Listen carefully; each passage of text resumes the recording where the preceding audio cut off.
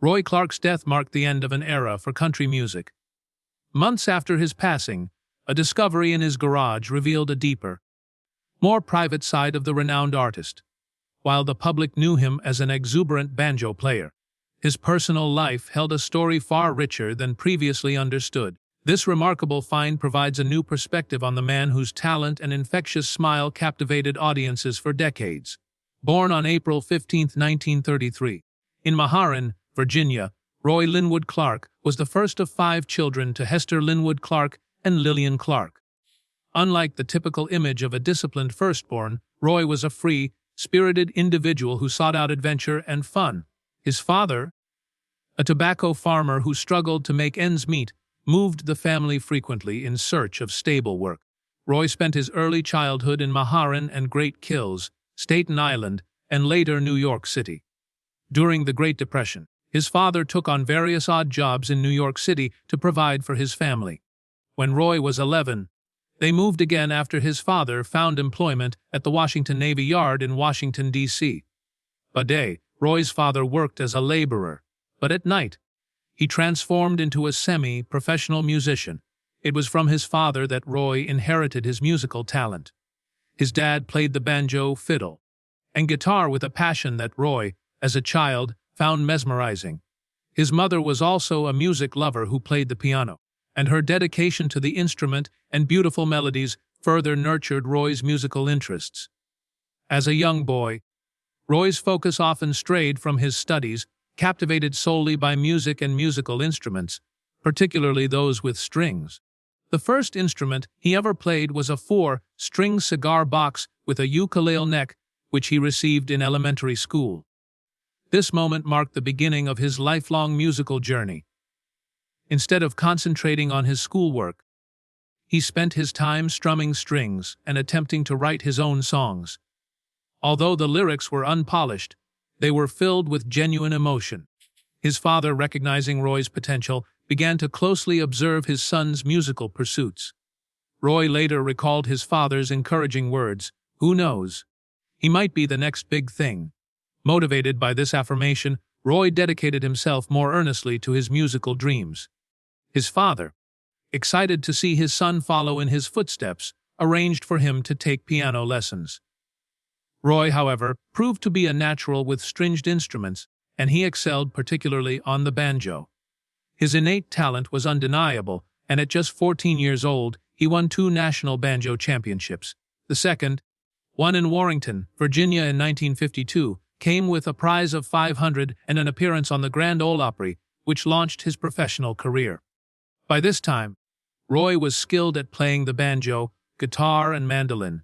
His eyes would light up when he performed, and his hands moved with unwavering confidence on the strings. His love for music was evident in every passionate performance.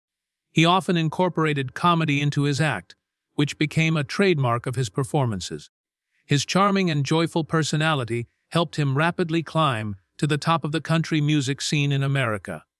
While he seemed larger than life on stage, many were surprised to learn he was naturally shy and used jokes to hide his nervousness.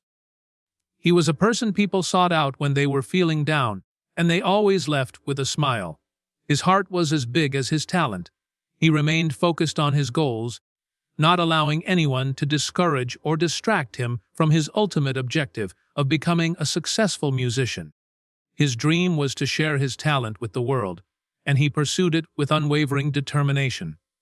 Following his initial banjo competition wins, his father realized that Roy's talent was too great to be confined to Washington, D.C. He was a star who needed to be heard by the world. His father began taking him to gigs, and Roy played his first professional show with his dad's band. The audience adored him. He was only 15, and many were fascinated by his skill at such a young age.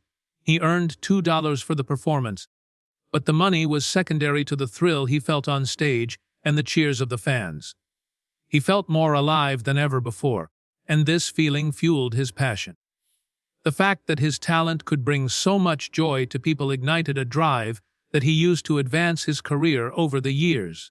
Life was challenging for his family, and they moved often, which meant Roy never had the chance to form lasting friendships. At the age of 17, he made the difficult decision to leave home to pursue his dreams. His restless ambition made him feel that he had more to offer. Even though leaving his family was tough, he knew he had to do it. It wasn't because he was stubborn, but because the dream he had cultivated for years was bigger than himself. By the age of 20, Clark was already an experienced professional, having performed extensively in clubs and at various events. He had toured with Grandpa Jones, a country music Hall of Famer, and worked on a TV show with Hank Williams. He soon began appearing on Connie B. Gay's Town and Country Time radio and TV broadcasts and at the concerts Connie promoted. In the late 1950s, he gained further recognition as a contestant on Arthur Godfrey's Talent Scouts, a show hosted by George Hamilton IV. He came in second, but had already established a strong fan base. He later served as the lead guitarist for the house band on the television show Country Style, where his incredible ability to create melodies on his guitar became a highlight of the show.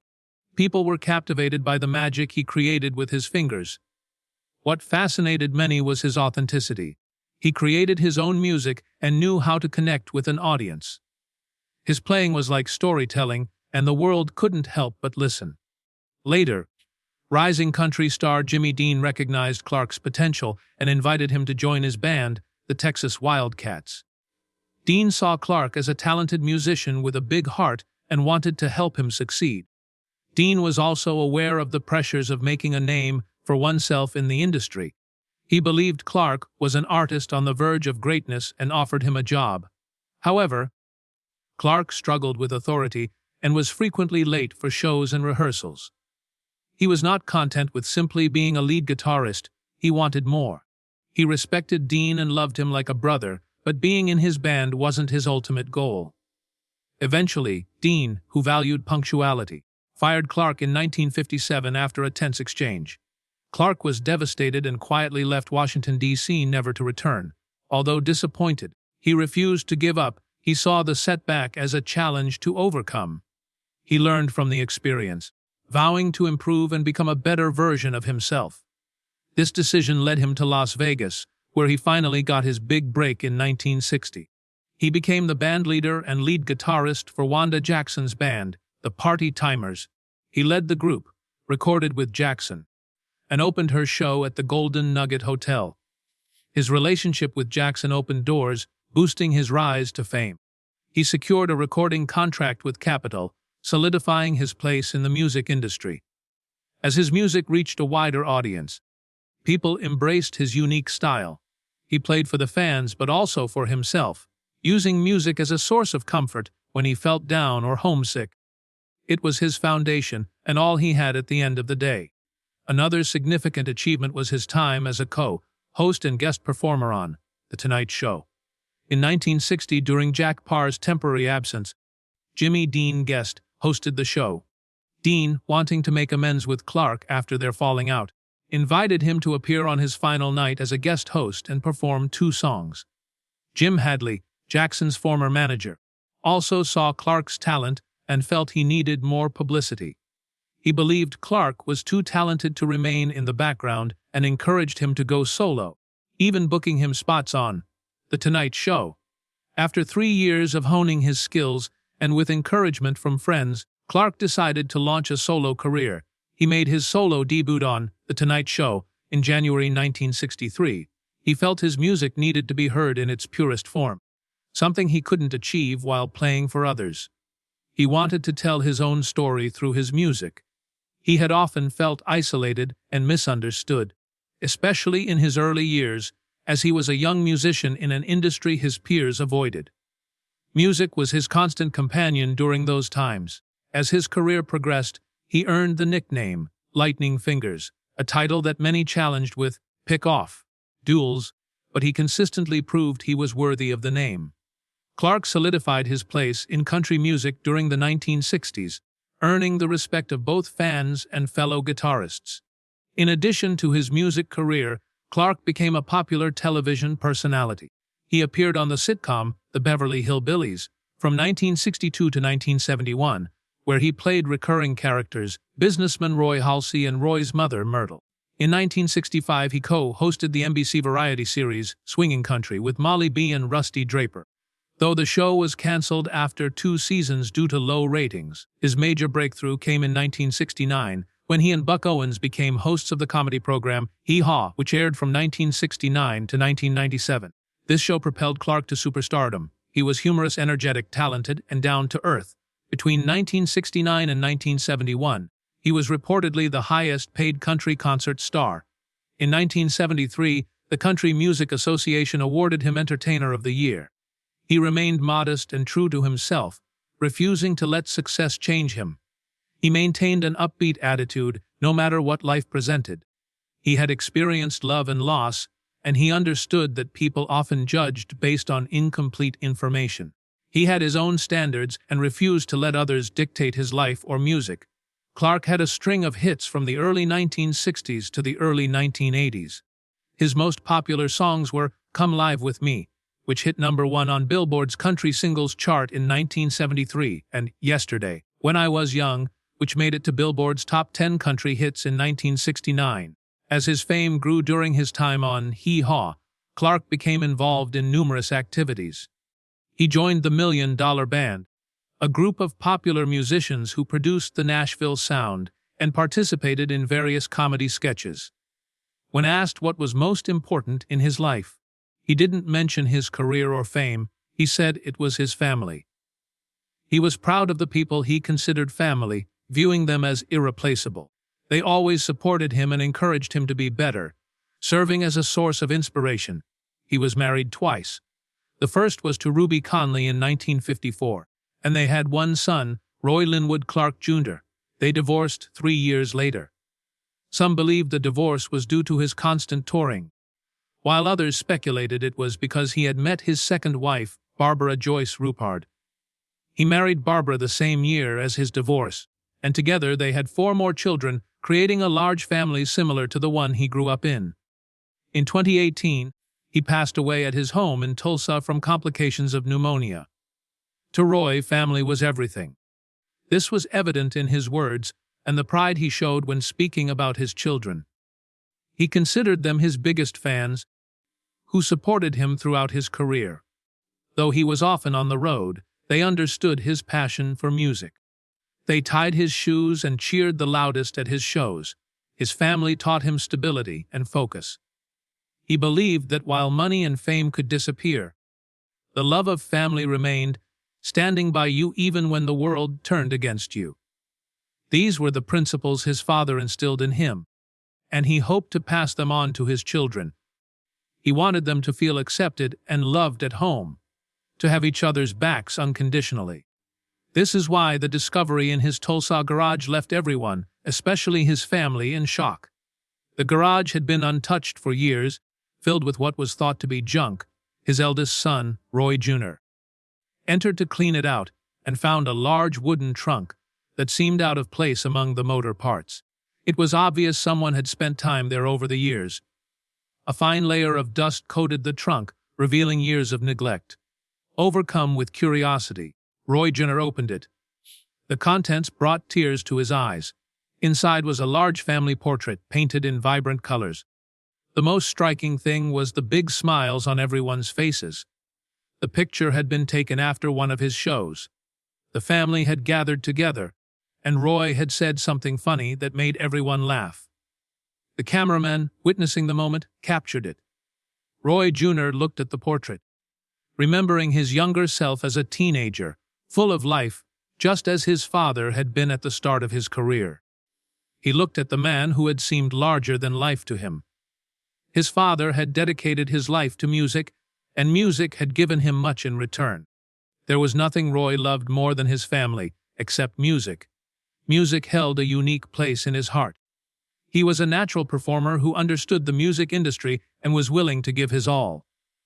Even when the family faced intense media scrutiny, Roy Sarn ensured they stayed together. Rumors threatened to divide them, but he emphasized family unity. After his first marriage ended in divorce, he was determined to succeed with Barbara. The portrait was not the only thing inside the trunk. There were letters addressed to family and friends, and beneath those, lay the greatest treasure of all, a worn-out guitar with broken strings, looking as though it could fall apart at any moment. There was also a letter inside the trunk that helped explain his thoughts and feelings. The letters revealed a mind in turmoil, particularly addressed to famous country stars, his family, and even himself. He worried that he might lose himself in the world of fame and show business. He didn't want to forget who he was or where he came from. He embraced his past because it shaped him into the man he became. He wasn't ashamed of his origins. His life story would not be complete without the struggles and setbacks he faced. He didn't want to hide his mistakes or pretend he had it all figured out from the beginning. As he grew older and more famous, the pressure increased, but he never talked about it. Instead of hiding his pain and anxiety, he went into the garage and poured his soul into beautiful lyrics. These songs spoke of his challenges and how isolated he felt at times. They described the real Clark, a man who felt, lived, and loved. He was no different from anyone else. He had a childhood, a family, and experienced rejection, but he was not a quitter. Situations that should have made him feel inadequate only fueled his resolve to succeed. His bright smile had a calming effect and made you feel like you were in on a private joke. He was a hard worker, rarely taking breaks. He hid his worries behind a bright smile, not wanting anyone to feel sorry for him. His life was stable, and he was recognized everywhere he went. In 2009, he was inducted into the Country Music Hall of Fame, a highlight of his life. Unable to fully express his feelings, he had gone to his garage and poured his heart out in his writing. He didn't go to therapy, as some suggested. Music was all the therapy he needed. When he felt lost and misunderstood, music was his everything. In his letters, he stressed the importance of unity and respect. He wrote about how respect led him to places he never thought he would reach, and how his lack of respect led to him losing his position in Dean's band. These letters were filled with messages from a father who knew his time was limited, but still had so much wisdom to share. He told his children to be kind and never give up on their dreams. He wrote, "It might take a while, and there will be times when you will feel like quitting. But don't you dare give up. There are people out there who are cheering you on, and others who are waiting for you to fail. Shame on your haters for your success. Don't slack. Don't quit." The discovery in the garage was a revelation. His children held hands and cried as they read the hopeful and encouraging messages their father left them. It was as if he had left a piece of his soul for them to find during times they missed him. He provided comfort even after he was gone. Did he know he had little time left? The letters left many questions unanswered.